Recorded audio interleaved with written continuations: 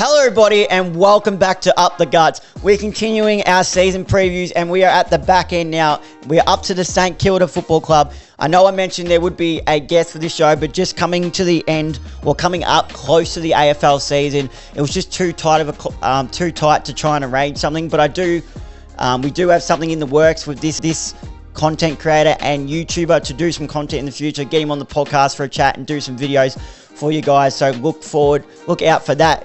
If you haven't already watched all my other clubs after this video, make sure to go back and watch all my season previews for the other clubs as well. But without further ado, let's get into the 2025 season preview for the Saints. In 2024, St Kilda finished 12th on the ladder, and St Kilda are the definition of someone who just teases it. They have to be the most frustrating team to support as a fan. They show so much and promise so much, but just fail to deliver time after time. Still with only the one premiership from 1966. So the ins, they went out and got Jack McRae from the Western Bulldogs. He fell out of favour under Bevo, the Bulldogs. Bevo just not playing him, and then when he played him, played him off a half forward flank.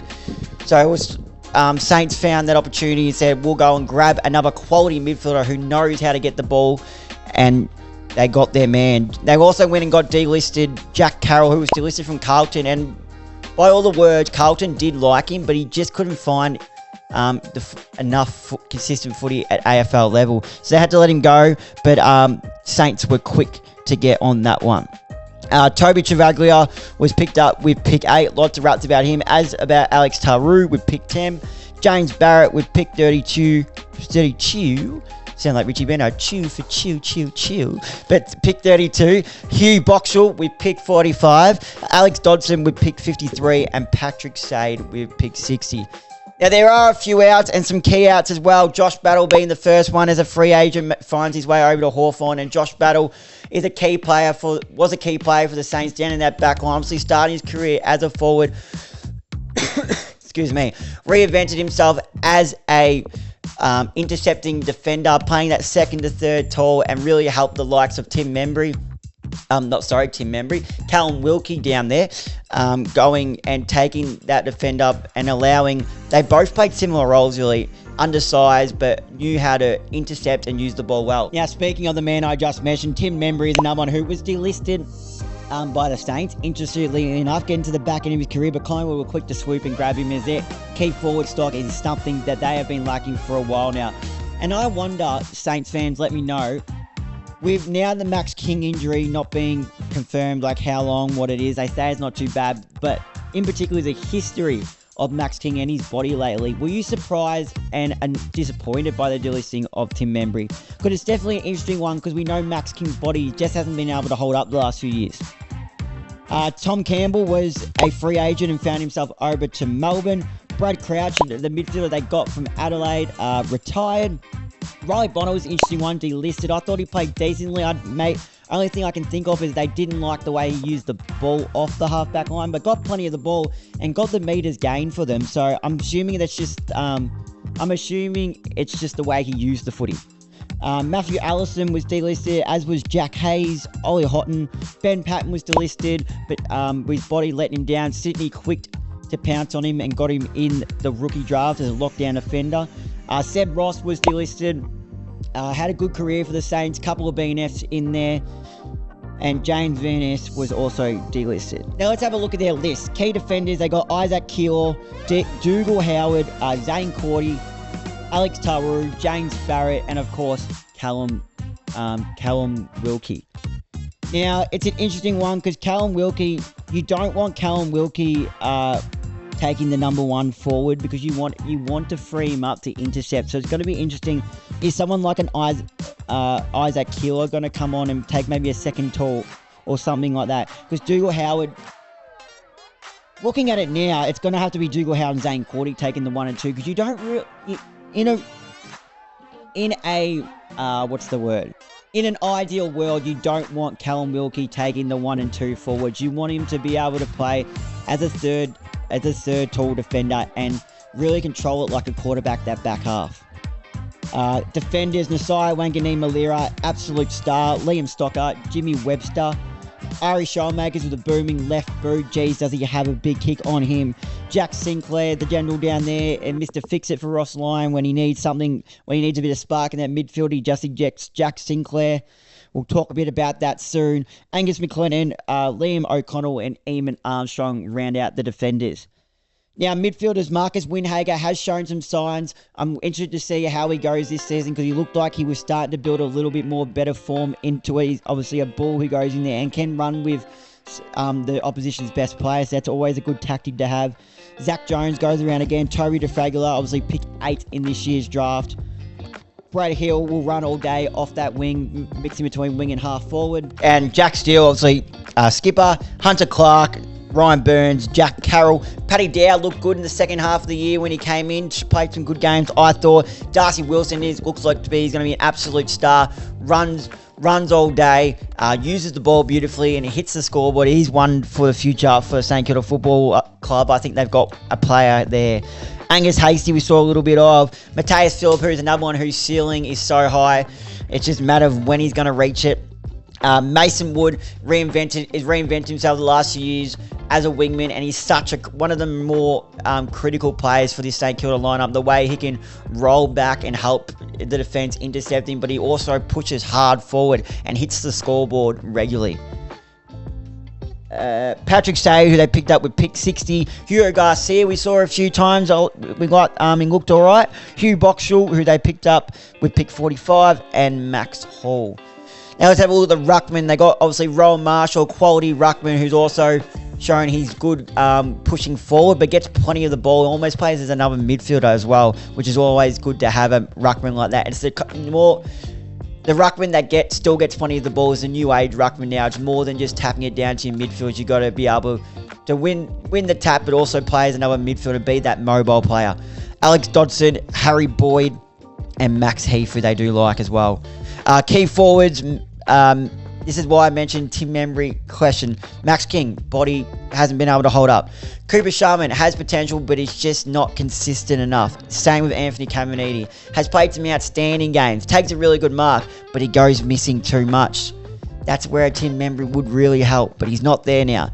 Jack Higgins, probably their most consistent forward, just constantly hits the scoreboard for them. Lance Collard, we saw a few times. Jack McRae's listed as a forward, which is interesting. I expect to see him through the midfield rather than half forward like Bevo had him. Mitch Owens is another one whose ceiling is so high, and he can win. He can almost win a game with his own boot. They're going to have to play him, as like another, as probably. There was times when he was playing as like a second tall. You want him playing as a third tall too, and he can run. He can run through the midfield a little bit as well. But I don't want to see him going up in the ruck. That's one thing I do not want to see.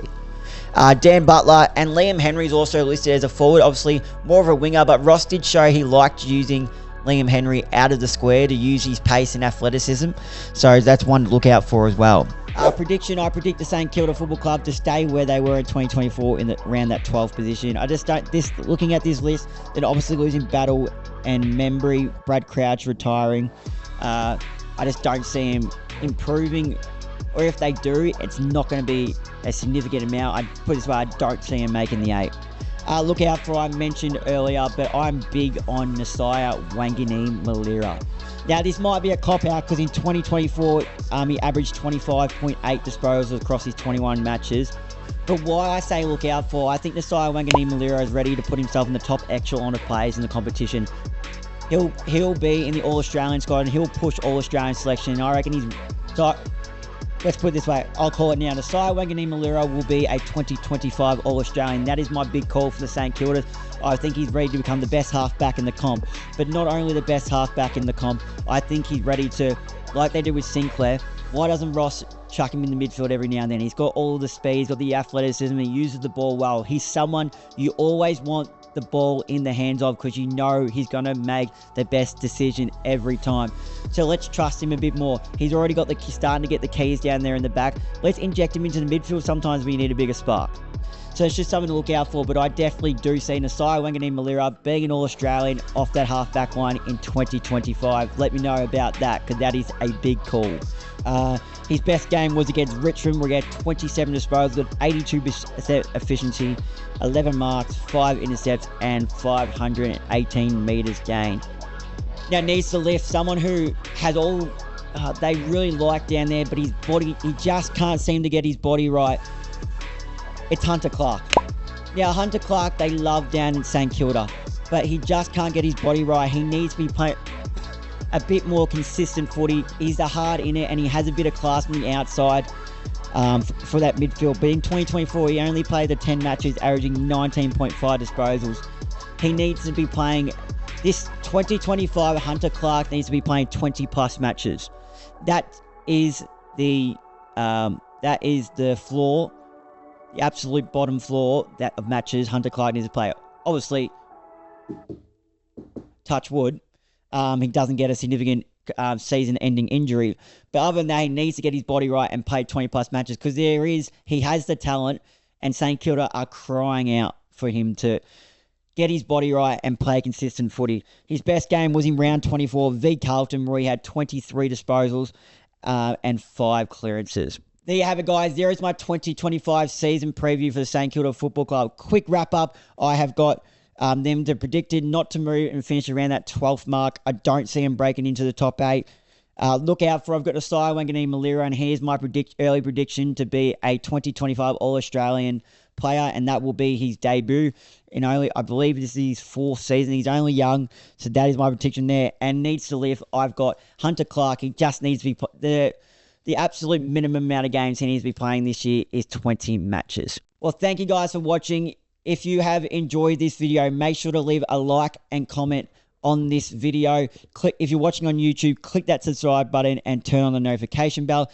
If you are listening to this on Spotify or Apple Podcasts, make sure to leave a comment on this video. Click that follow button, turn on the notification bell so you get notified every time we upload.